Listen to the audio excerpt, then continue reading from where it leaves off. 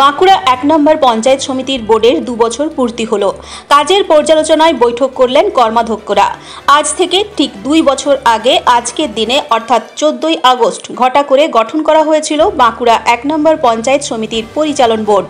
আজ তার ২ বছর পূর্ণ হয় এক জায়গায় সমবেত হয়ে বিভিন্ন কাজের পর্যালোচনা করলেন পঞ্চায়েত সমিতির জনপ্রতিনিধিরা। আগামী ৩ বছর এই পঞ্চায়েত সমিতি কিভাবে চলবে তারও আলোচনা করা হয় এদিন। বাঁকুড়া ১ নম্বর পঞ্চায়েত সমিতির সহসভাপতি অংশুমান বন্দ্যোপাধ্যায় জানান, বর্তমানে পশ্চিমবঙ্গের মাননীয় মুখ্যমন্ত্রীর ঘোষিত বিভিন্ন প্রকল্পের কাজ চলছে। আগামী দিনে মুখ্যমন্ত্রীর নির্দেশ মতো বিভিন্ন জনমুখী পরিকল্পনা যাতে আরও ভালোভাবে বাস্তবায়িত করা যায় তার চেষ্টা করা হবে। এর পাশাপাশি তিনি আর কি বললেন শুনুন। আজকে আমাদের পঞ্চায়েত সমিতির মেয়াদ ২ বছর পূর্ণ হলো। আমরা ২০২৩ সালের ১৪ই আগস্ট আজকের দিনে আমরা দায়িত্বে এসেছিলাম।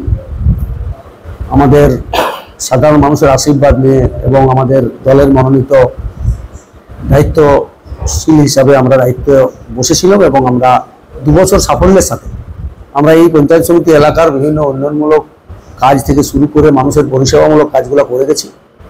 আজকে আমরা আবার আমাদের সমস্ত কর্মাধ্যক্ষদের নিয়ে বসেছি বিশেষত একটাই উদ্দেশ্যে, সেটা হচ্ছে যে বাকি আর যে ৩টা বছর আছে আমরা ২ বছর যেমনভাবে কাজ করে গেছি ঠিক সেইভাবেই আগামী ৩ বছর আমাদের সমস্ত পঞ্চায়েত সমিতির সদস্য কর্মাধ্যক্ষরা তাদের নিজ নিজ এলাকাতে সাধারণ মানুষের পরিষেবা থেকে এলাকার যে উন্নয়নমূলক কাজ সেগুলোকে সঠিকভাবে করে যাবেন এবং আমাদের বাঁকুড়া ১ নম্বর পঞ্চায়েত সমিতির যে সম্মান বা সুনাম আছে সেটাকে অক্ষুণ্ণ রাখবেন।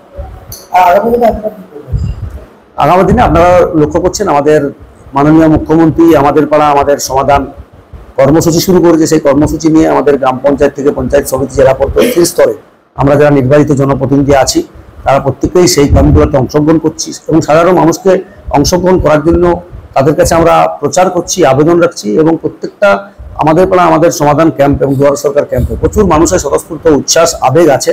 তারা তাদের নিজ নিজ এলাকার যে ছোট ছোট সমস্যাগুলো আছে সেগুলো লিপিবদ্ধ করছে এবং আমরাও চাইছি যে আগামী দিনে এই কাজগুলো যত দ্রুত সম্ভব আমরা বাঁকুড়া ১ নম্বর পঞ্চায়েত সমিতি সেগুলোকে সম্পন্ন করব এবং মানুষের যে বেসিক নিড সেটাকে আমরা পূরণ করব।